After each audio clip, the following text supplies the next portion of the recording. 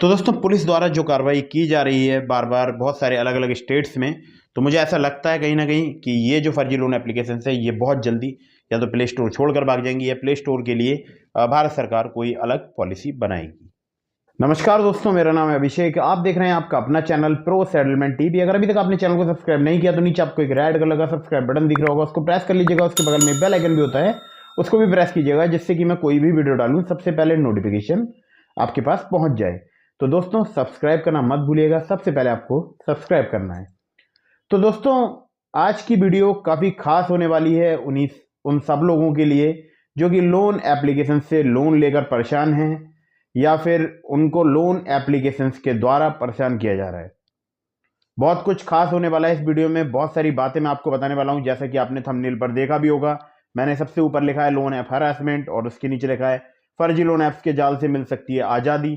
ठीक है, तो ये बात बिल्कुल सच है कि फर्जी लोन एप्लीकेशंस के जाल से अब आज़ादी मिल सकती है। कैसे, ये भी मैं आपको बताऊंगा। इसके अलावा पुलिस द्वारा हो रही है जबरदस्त कार्रवाई। अब डीसीपी भी ले रहे हैं इन्वेस्टिगेशन का पूरा अपडेट। तो कहाँ के डीसीपी इन्वेस्टिगेशन का अपडेट ले रहे हैं या कैसे जो है मतलब जो है इन लोन एप्लीकेशन से बचाव करना है, ये मैं आपको इस वीडियो में बताने वाला हूं। और लोन एप्लीकेशन से बचाव करने का जो तरीका है वो मैं आपको वीडियो के सबसे अंत में बताऊंगा। तो वीडियो को आपको बिल्कुल भी स्किप नहीं करना है, वीडियो को आपको कंटिन्यूस लगातार वॉच करना है एंड तक।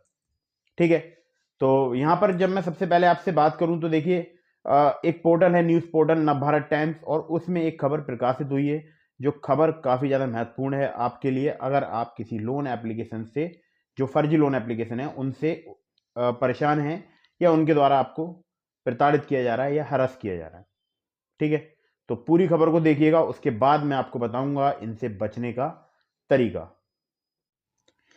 तो दोस्तों ये खबर है नवभारत टाइम्स की, और इस खबर का मैं जो है पूरा जो क्रेडिट है वो एनबीटी नवभारत टाइम्स को देता हूं, और इस खबर का लिंक मैंने आपको डिस्क्रिप्शन में भी दे दिया है।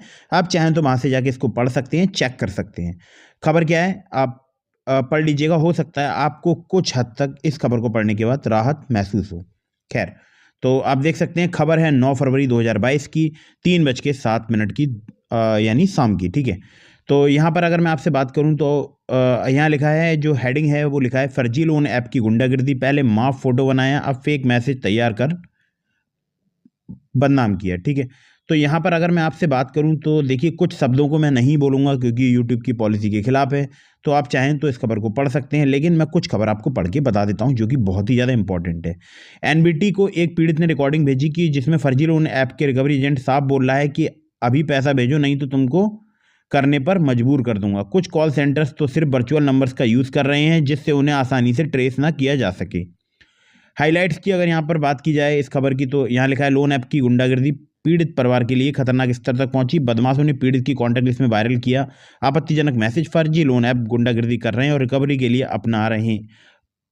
लिए हथकंडे अपना रहे। ठीक है, और यहाँ पर मैं थोड़ा सा नीचे आता हूँ तो देखिए यहाँ लिखा है नई दिल्ली, फर्जी लोन ऐप की गुंडागिर्दी अब खतरनाक स्तर तक पहुंच चुकी है। पिछले हफ्ते एनबीटी ने गुड़गांव निवासी जिस आईटी प्रोफेशनल की आप बीती प्रकाशित की थी, कई दिन बीतने के बाद अब उस पीड़ित और उसके परिवार के लिए लोन ऐप ने खतरा पैदा कर दिया है। लोन ऐप के गुंडों ने पीड़ित का फोटो लगाकर फेक और बेहद आपत्तिजनक मैसेज तैयार कर वायरल किया है। मैसेज में पीड़ित के फोटो के साथ लिखा है इस शख्स ने अपनी मां और बहन के साथ किया है और अपने चाचा के लड़के की हत्या करके फरार हो गया है।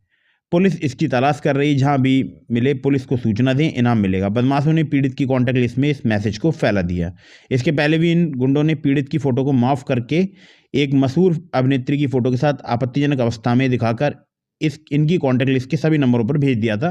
पीड़ित अब लोकल पुलिस से लेकर होम मिनिस्ट्री के साइबर पोर्टल और दिल्ली पुलिस की साइबर सेल में कंप्लेंट भेज चुका है, लेकिन पुलिस की तरफ से कोई एक्शन न होने से अब पीड़ित इतना डरा हुआ कि उन्हें लगता है घर से बाहर निकलने पर फेक मैसेज की गलतफहमी से कोई भी अनहोनी घटना हो सकती है। चीनी ऐप्स का काला कारोबार पूरे देश में बढ़ता जा रहा है। ज़्यादातर कॉल सेंटर्स पश्चिम बंगाल में शिफ्ट हो गए हैं और वहां के युवाओं को कमीशन का झांसा देकर व्हाट्सएप के द्वारा टार्चर और वसूली का काम करा रहे हैं। एनबीटी को एक पीड़ित ने रिकॉर्डिंग भेजी जिसमें रिकवरी एजेंट साहब बोल रहा था कि अभी पैसा भेजो नहीं तो तुमको करने पर मजबूर कर दूंगा। कुछ कॉल सेंटर्स तो सिर्फ वर्चुअल नंबर का यूज़ कर रहे हैं जिससे उनको आसानी से ट्रेस ना किया जा सके। बेंगलुरु के डीसीपी बोले, मामला बेहद गंभीर, जड़ें बहुत गहरी। देश के अन्य राज्यों में भी हजारों पीड़ितों ने एफआईआर दर्ज करवाई है। अलग अलग राज्यों की पुलिस ने अपने स्तर पर छानबीन कर रही है। इन फर्जी ऐप्स की टेक्नोलॉजी ज़्यादातर बेंगलोर और हैदराबाद जैसे हाईटेक शहरों में डेवलप हो रही है। एनबीटी ने बेंगलुरु के डीसीपी हरीश पांडे से बात की। इनका कहना है कि यह मामला बड़ा गंभीर है जिसकी बहुत ही गहरी जड़ें हैं। हमारे पास इनसे जुड़ी कई एफआईआर हैं और एक अलग टीम इस मामले की जांच कर रही है। डीसीपी खुद डेली केस इन्वेस्टिगेशन की अपडेट ले रहे हैं। तो ये जो खबर है इसका मैंने लिंक आपको डिस्क्रिप्शन में दे दिया। अब यहाँ पर अगर मैं आपसे कुछ थोड़ी सी बात करना चाहूँ यहाँ पर डिटेल में, तो आप देख सकते हैं यहाँ पर जो डीसीपी हरीश पांडे हैं बेंगलुरु के, और हरीश पांडे जी का कहना है मामला बहुत ही गंभीर है और इसकी जो जड़ें हैं बहुत ही गहरी हैं और एक अलग से टीम इस मामले की जांच कर रही है और डीसीपी खुद भी इन्वॉल्व हैं इस इन्वेस्टिगेशन में। ठीक है, तो ये एक खबर थी, लिंक डिस्क्रिप्शन में है।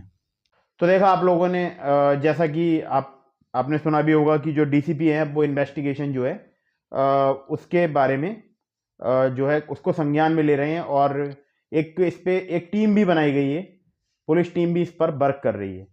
ज़्यादातर जो कॉल सेंटर्स हैं, ऐसा पुलिस के द्वारा बयान सामने आया कि वो पश्चिम बंगाल से संचालित किए जा रहे हैं। मतलब अब इनका जो ठिकाना है वो दिल्ली, गुड़गांव या पहले बेंगलोर वगैरह यहाँ से हट के पश्चिम बंगाल पहुँच चुका है। क्योंकि मैंने भी एक रिकवरी एजेंट से बात की थी, हमारे एक सब्सक्राइबर को उस रिकवरी एजेंट ने परेशान किया। जब हमने उससे बात की तो उसकी जो लैंग्वेज थी उसमें कुछ टच था उधर का। खैर, तो अगर मैं आपसे बात करूं तो देखिए यहाँ पर बहुत सारी बातें निकलकर सामने आती हैं कि लोन एप्लीकेशंस आपको प्रताड़ित क्यों करते हैं। सबसे बड़ा सवाल यही है। तो लोन एप्लीकेशंस आपको प्रताड़ित इसलिए करते हैं क्योंकि वो जो लोन एप्लीकेशन है उनका जो काम है वो है पैसा अर्न करना।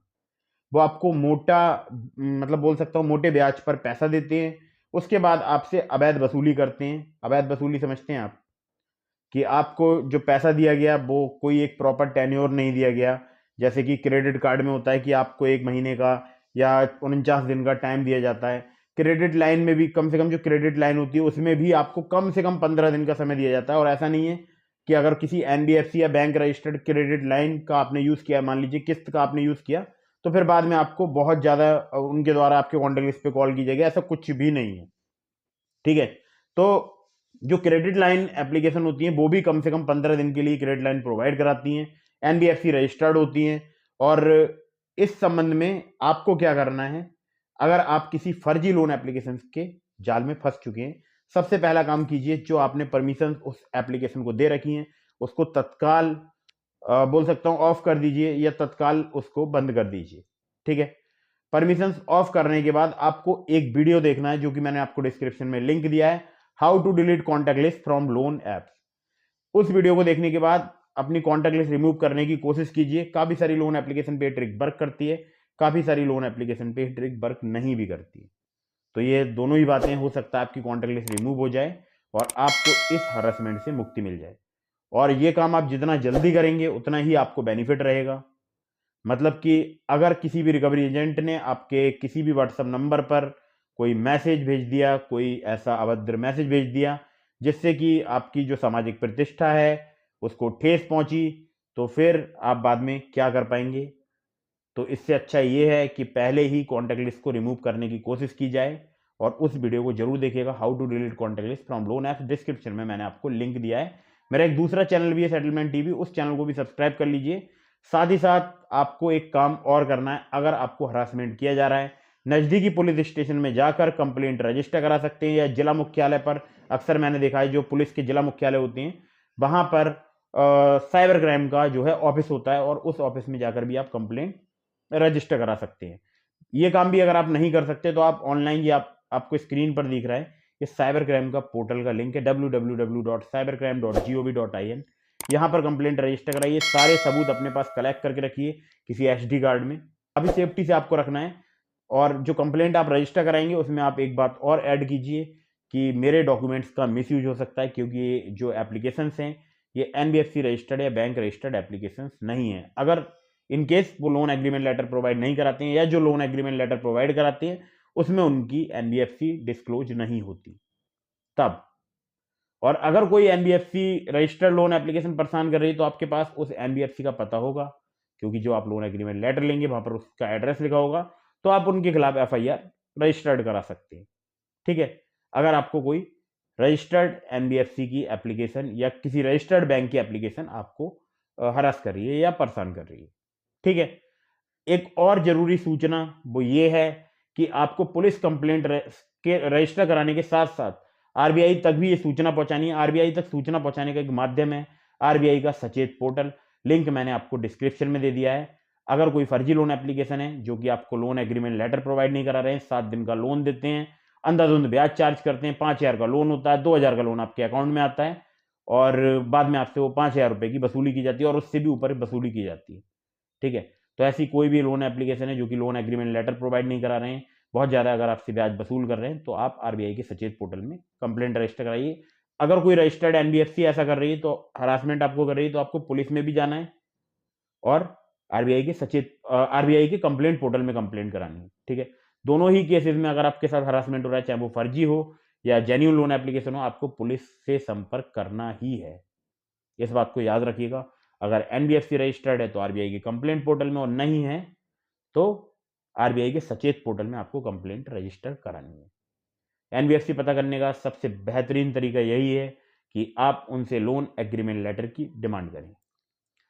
तो उम्मीद करता हूं कि जल्दी से हमारी जो पुलिस है वो कार्रवाई करें जो फर्जी लोन एप्लीकेशन से, और भारत में बहुत सारी जगह से कंप्लेंट्स इनके खिलाफ रजिस्टर हो रही हैं और पुलिस हो सकता है कोई बड़ी कार्रवाई आने वाले दिनों में कर दे। और इस पर एक बात करूं आपसे, अभी फिलहाल जनवरी में, स्टार्टिंग जनवरी का जो फर्स्ट वीक है, उसमें आरबीआई की तरफ से एक, बोल सकता हूं, डिपार्टमेंट ही अलग बना दिया गया है। ये जितनी भी फिनटेक या जितनी भी ये ऑनलाइन जो लोन एप्लीकेशन है इसको रेगुलेट करने के लिए कोई एक डिपार्टमेंट बनाया गया है। उसके बारे में मैं आपको अपडेट फिर किसी दिन वीडियो में दूंगा। तो अगर आपको मेरी वीडियो पसंद आती हो तो इसको लाइक कीजिएगा। अगर आपके साथ भी ऐसी कोई प्रॉब्लम हो रही है और आप मुझसे शेयर करना चाहते हैं तो आपको स्क्रीन पर ये नंबर दिखाई दे रहा है, इस नंबर पे आप व्हाट्सअप कर दीजिए। बहुत ज़्यादा मैसेज आने के कारण मैं हर व्हाट्सअप मैसेज का रिप्लाई नहीं कर पाता हूँ, और तो इसके लिए मैं क्षमा चाहता हूँ। और अगर आपको बहुत ही अर्जेंट मुझसे बात करनी है तो आपको पता है कि आपको मुझे मेल करना होगा settlementtv@gmail.com पर। वीडियो को कर दीजिए लाइक, चैनल को कर दीजिए सब्सक्राइब। जय हिंद, वंदे मातरम।